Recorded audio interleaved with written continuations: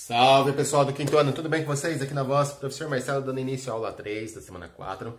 Essa aula eu vou quero fazer um combinado com vocês. Eu quero que vocês abram a apostila nas páginas 76 e 77, na seção do Mais Atividades. Lá, se eu não estiver enganado, tem 5 exercícios. Eu quero que vocês façam do 1 ao 4. E a hora que você terminar de resolver esses 4 exercícios que o professor está pedindo para fazer, aí você dá play no vídeo novamente para conferir, para ver se você acertou ou se você errou. Tá legal? Vamos combinar assim então? Então bora lá, pausa o vídeo, tenta fazer a atividade e a hora que você terminar, você dá play novamente no vídeo. Grande beijo para vocês!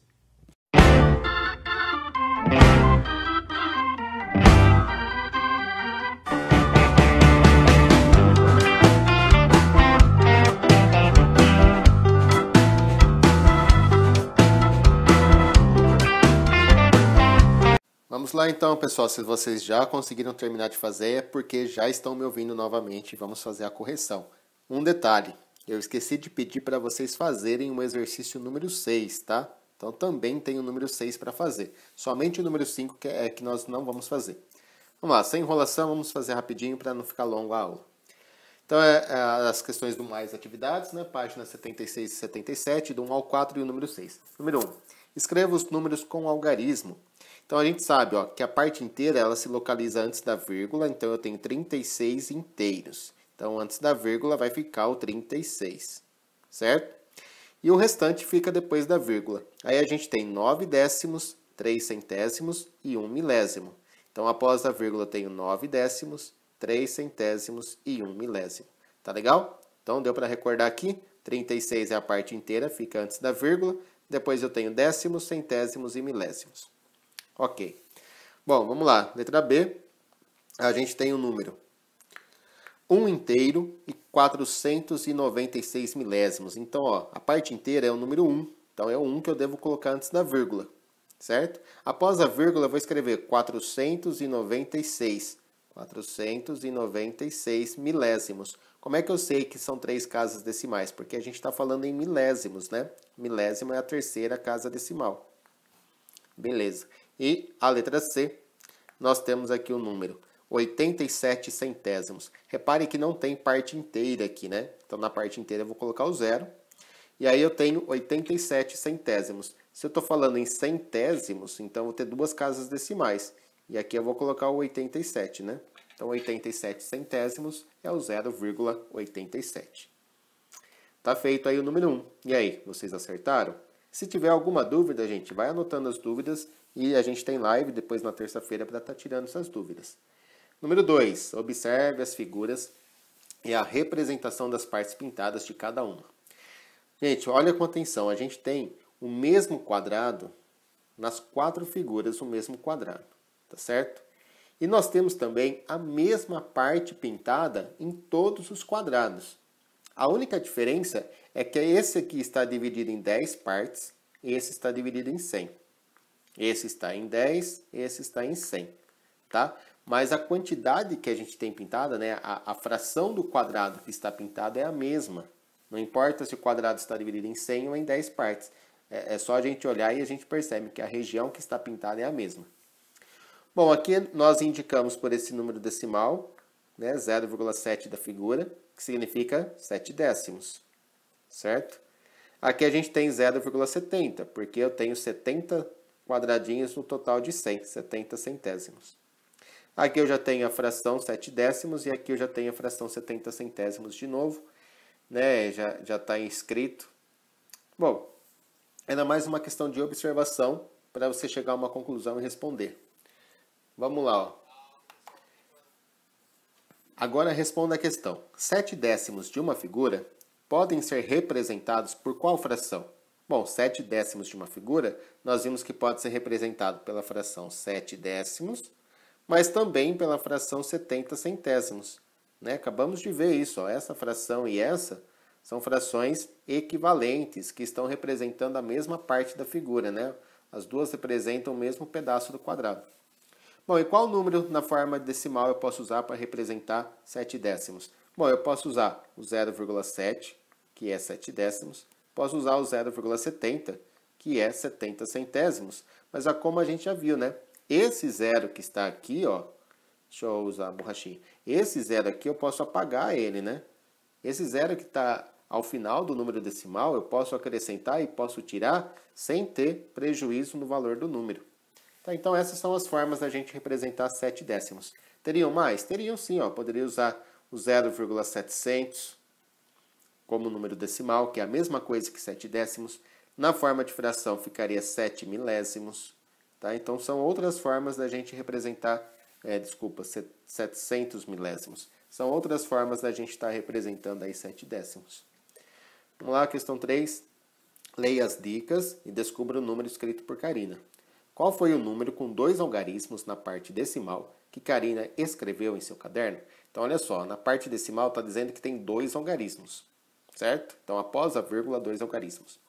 O algarismo dos décimos é igual a 4. A gente sabe que o algarismo dos décimos é o primeiro algarismo após a vírgula. Então, no algarismo dos décimos, a gente põe o algarismo 4. A parte inteira é igual a 1. Bom, a parte inteira fica antes da vírgula, então eu sei que aqui tem uma unidade, né? Vamos colocar aqui a unidade. E o algarismo dos centésimos é o maior possível. Bom, o maior algarismo que existe é o algarismo 9, né? Os algarismos vão de 0 a 9, o maior que existe é o 9, então o algarismo dos centésimos é o maior algarismo que existe, portanto é o 9. Ficamos aí com o número 1 inteiro e 49 centésimos. Estão acertando, pessoal? Ou estão com dúvidas? Não esqueçam de anotar as suas dúvidas, né? Tá? Para a gente esclarecer aí na live. Questão 4. Escreva os números que completam os espaços indicados na reta numérica. Então, olha só, a gente tem aqui uma reta.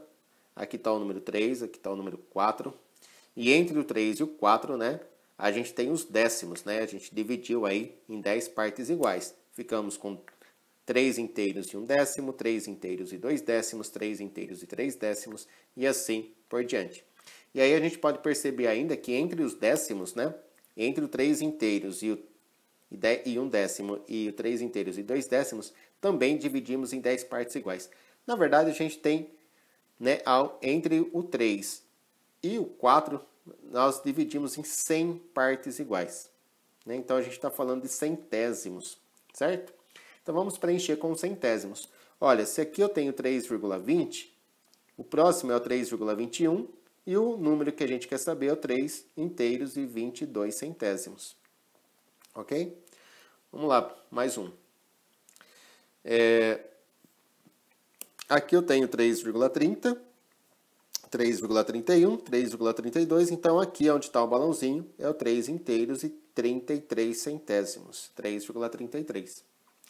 Vamos lá, ó. Aqui eu tenho 3,50. Então, o anterior a ele é o 3,49 e depois o 3,48. Então, 3 inteiros e 48 centésimos. Vou colocar um pouco de cor de caneta. Bom, aqui a gente tem o 3,60, à direita o 3,61 e no balãozinho o 3,62, 3 inteiros, 62 centésimos. Aqui é mais fácil voltar, né? Ó, tem o 3,80 aqui. O anterior é o 3,79, 3,78 e no balãozinho 3,77. 3 inteiros, 77 centésimos. E para finalizar, nós temos um número que está entre 3,80 e 3,90, né?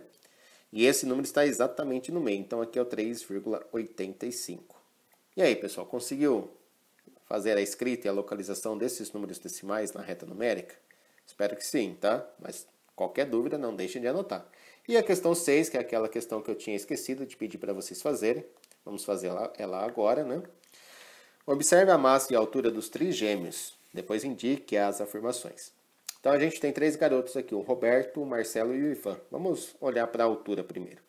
O Roberto tem uma altura de 1 metro e 1,3 metros, o Marcelo 1,18 e o Ivan 1,24 metros.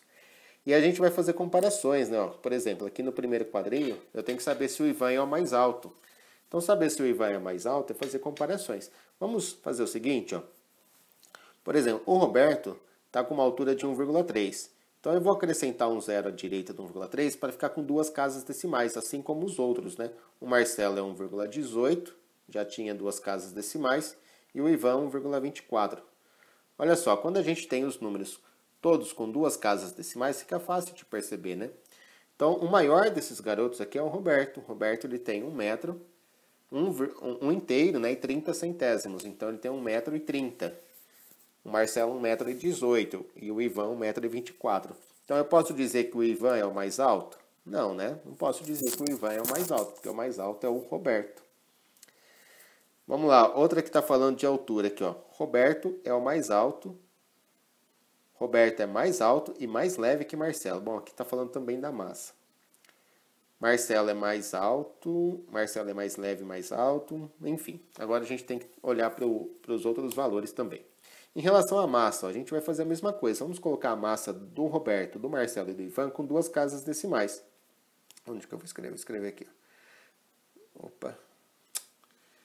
Vamos lá. Do Roberto, 26,09, já estava com 2 casas decimais. O do Marcelo só tem uma, então eu vou acrescentar um zero no final, fica 26,10. E o do Ivan vai ficar 26,15. Tá? Então vamos lá, ó. Agora a gente pode comparar, né? Tudo certinho. Roberto é o mais leve. Olha, o Roberto, ele tem 26 quilos inteiros e mais 9 centésimos. O Marcelo 26 e 10 centésimos e o Ivan 26 e 15 centésimos. É lógico que o Roberto ele é o mais leve. Sim, o Roberto é o mais leve, tá certo essa, né? Então vamos marcar aqui. Vamos selecionar essa opção. Roberto é mais alto e mais leve que Marcelo. Sim, ó, o Roberto ele é mais alto que o Marcelo, dá pra gente perceber aqui, né, analisando as alturas do Roberto e do Marcelo. O Roberto é mais alto que o Marcelo. E o Roberto também é mais leve que o Marcelo, tá? Por 1 centésimo, mas é. Então essa também está correta. Vamos marcar o xizinho aqui. Marcelo é mais leve e mais alto que o Ivan. Olha só, o Marcelo, ele realmente é mais leve que o Ivan, por 5 centésimos. Mas ele não é mais alto, tá? O Marcelo tem 1,18 m, o Ivan 1,24 m. Então essa aqui a gente não deve marcar. Ficamos aí com as duas do meio. As duas do meio são as corretas. Pessoal, não temos tarefa ao final dessa videoaula. Espero que tenham gostado das atividades dessa semana. Live na terça-feira, não esqueçam, tá? E já deixem todas as suas dúvidas anotadas. Um grande beijo, boa semana a todos vocês. Fiquem com Deus.